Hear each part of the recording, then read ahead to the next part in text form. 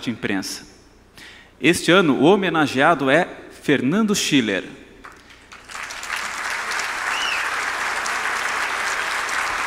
Ele é doutor em filosofia e mestre em ciências políticas pela Universidade Federal do Rio Grande do Sul, com pós-doutorado pela Universidade de Colômbia, em Nova York.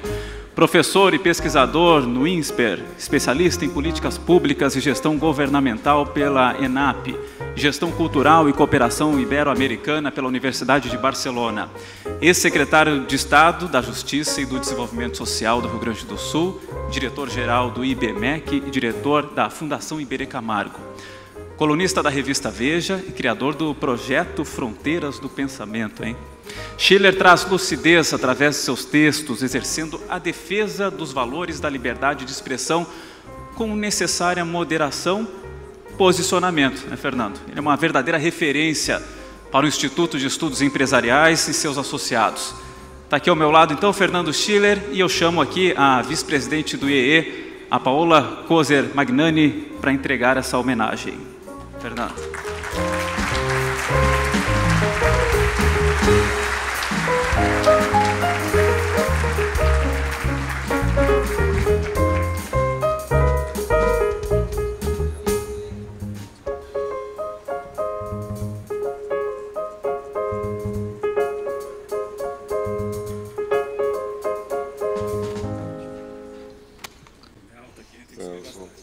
Bom, boa noite a todos. É uma alegria receber, uma surpresa de certa maneira.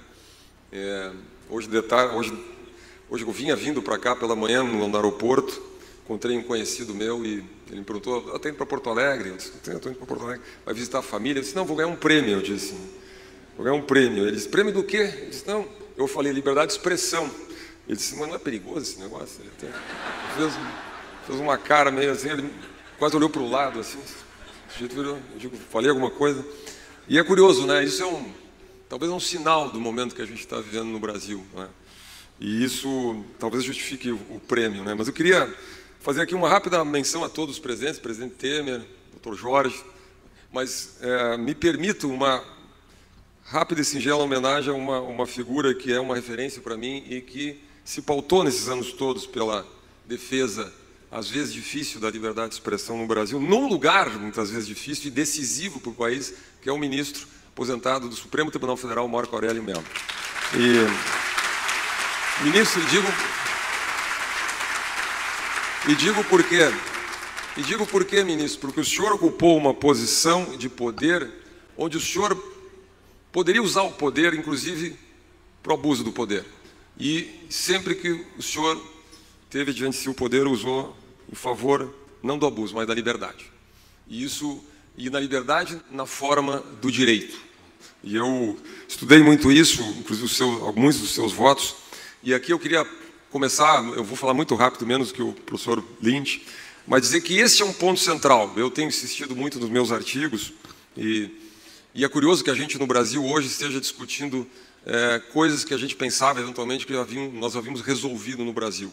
Porque a norma do direito é, no fundo, a fiadora das nossas liberdades, das nossas garantias. E por que nós nos afastamos disso no Brasil estranhamente? Não é? Porque quando nós somos julgados de acordo com a norma objetiva do direito, ou seja, do contrato político que nós todos assinamos e nós todos produzimos como sociedade, com a objetividade da norma do direito, nós somos julgados em condições de igualdade. Nós temos a previsibilidade, nós temos a segurança das nossas garantias institucionais. Um deputado como meu querido Marcel Van Hatten, que hoje tem uma ação contra ele, uma ação que pode levá-lo a pagar uma multa de R$20 mil todos os dias, ou pode não levá-lo a pagar uma multa, e uma ação da qual ele não sabe o mérito nem o conteúdo, não tem acesso ao mérito e ao conteúdo, e muito menos ao critério pelo qual ele é acionado ou julgado, ou pode ser eventualmente julgado. Porque quando nós não sabemos, quando nós nos afastamos da objetividade do direito, nós ingressamos no terreno das interpretações, no terreno das ilações. Aliás, um dia eu ouvi o presidente Temer exatamente usando essa expressão. O direito das ilações, das interpretações, da subjetividade humana. Não é? E isso me lembra uma velha lição de Montesquieu, uma velha lição dos pais da democracia liberal moderna, dizendo: se nós somos julgados, se as nossas garantias dependem da objetividade da lei, nós temos a liberdade. Do contrário, nós estamos sujeitos ao governo dos homens e não das leis. Se eu sou julgado no Brasil, se qualquer um de nós é julgado no Brasil pelo que o juiz acha que é uma ameaça à democracia, ou sobre o que o juiz acha que é um discurso de ódio, ou o que o juiz acha que é verdade ou inverdade, uma fake news ou não, eu não estou subordinado à objetividade da lei, mas à interpretação muito subjetiva e falível de alguém, de uma autoridade que detém o poder. Eu me lembro aqui, eu volto aqui, eu não vou fazer, o professor é um perigo, ele pode fazer muitas digressões, mas a história da liberdade de expressão no mundo moderno nasceu exatamente dessa reflexão. Quando John Milton foi ao parlamento inglês reivindicar o fim da censura aos livros na Inglaterra, o seu grande ponto era: a verdade está espalhada por aí. A verdade, ele busca o mito de Ísis e Osíris, diz: a verdade foi fragmentada, foi estilhaçada em 1000 pedaços. E nós só vamos reconstruir esses pedaços eventualmente no juízo final. Até lá nós vamos ter que lidar com pedaços da verdade. Tá? E mais, ele dizia: os juízes não devem fazer a censura dos livros porque os juízes são falíveis. Os juízes são falíveis. E, portanto, nenhuma autoridade de Estado, nenhum juiz deve ser o árbitro da verdade, porque a verdade pertence a toda a sociedade. Este é um...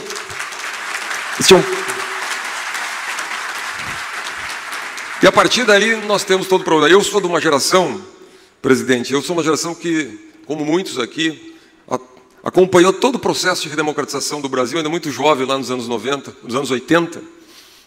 E por muitos anos, décadas eu diria, nós tivemos embates políticos, aqui mesmo no fórum, estatistas contra privatistas, planos econômicos, debates políticos mais variados. Mas todos nós fomos alimentando ao longo dessa jornada de muitos anos um secreto orgulho da nossa democracia.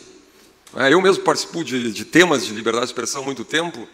Eu me lembro que até 5, 6, 7 anos atrás, um pouquinho mais talvez, praticamente esse era um tema que nós imaginávamos resolvido no Brasil.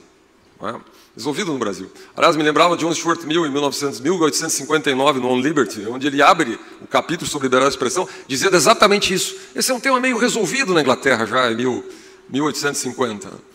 Só que hoje, alguns anos atrás, talvez desde 2018, 2019, talvez um pouco antes, um pouco depois, as coisas mudaram no Brasil. E aquele secreto orgulho que a gente sentia, pelo menos eu sentia em relação à nossa democracia, mudou.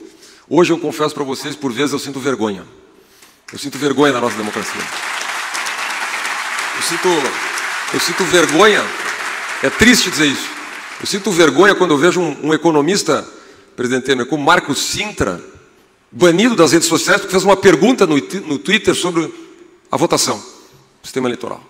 Eu sinto vergonha quando eu vejo empresários num bate-papo, uma conversa informal num grupo privado de WhatsApp, sendo processados, banidos pela Suprema Corte Brasileira. Eu sinto vergonha quando tem um debate no Congresso Nacional sobre a chamada PL, o PL das fake news, e as empresas que têm os seus negócios afetados, plataformas digitais, os negócios afetados por aquele projeto, num debate democrático, expõe a sua visão, a sua opinião sobre o projeto, são censuradas pelo Estado brasileiro.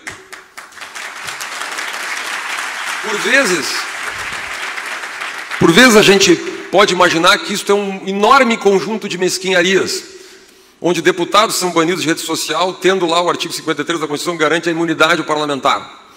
E assim você vai, onde um youtuber chamado Monark, que defende um princípio do qual eventualmente se pode concordar ou não, que é a mais ampla liberdade para qualquer partido fazer uso da sua expressão, é processado pelo Estado brasileiro a pagar 4 milhões de reais por essa afirmação. Que é basicamente, de uma maneira tosca, defender, ministro, agora, o mesmo princípio da primeira emenda americana. O mesmíssimo princípio. O que me levou, inclusive, a um raciocínio muito curioso de que, eventualmente, James Madison e Thomas Jefferson seriam processados no Brasil. Que, eventualmente...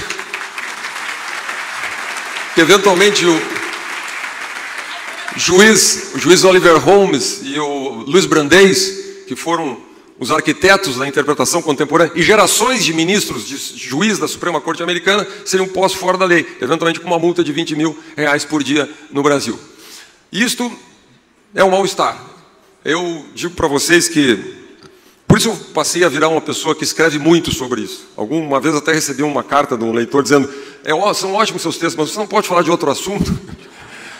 Eu falei, por enquanto não. Quando o Brasil voltar a ser uma democracia liberal, eu paro de escrever sobre esse assunto. Eu paro de escrever sobre esse assunto.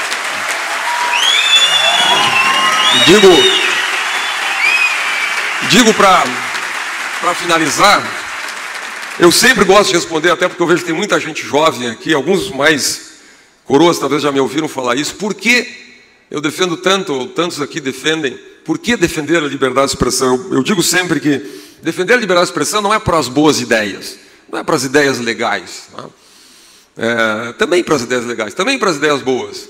Mas defender a liberdade de expressão de verdade é defender o direito à liberdade de expressão para as más ideias e, eventualmente, para as pessoas com as quais a gente não concorda e para as ideias que, eventualmente, a gente considera insuportáveis. Isso me lembra uma expressão também do John Stuart Mill, que é aliás, recomendo aqui, como professor, o 2º capítulo lá do On Liberty. Ele diz assim: por que, afinal de contas, nós devemos defender o direito ao erro?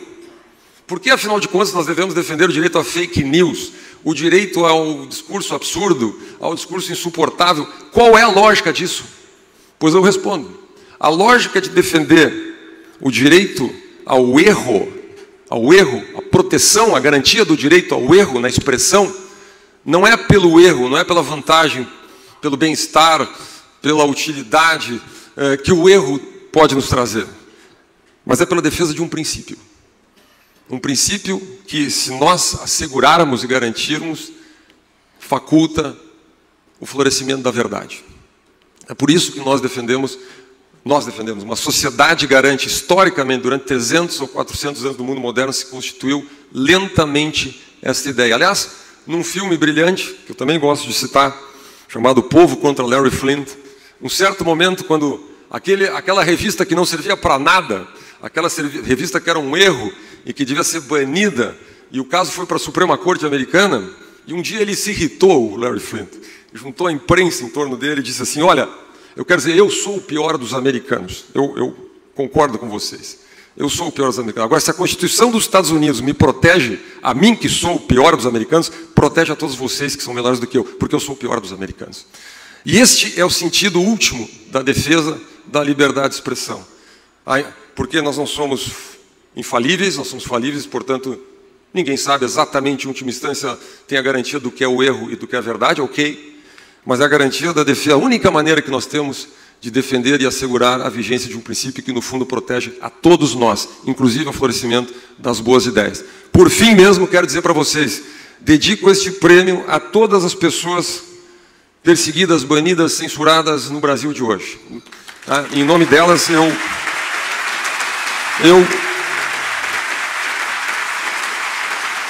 todas as pessoas. Em nome delas, infelizmente ou felizmente, eu continuarei escrevendo, pelo menos nos próximos tempos. Muito obrigado.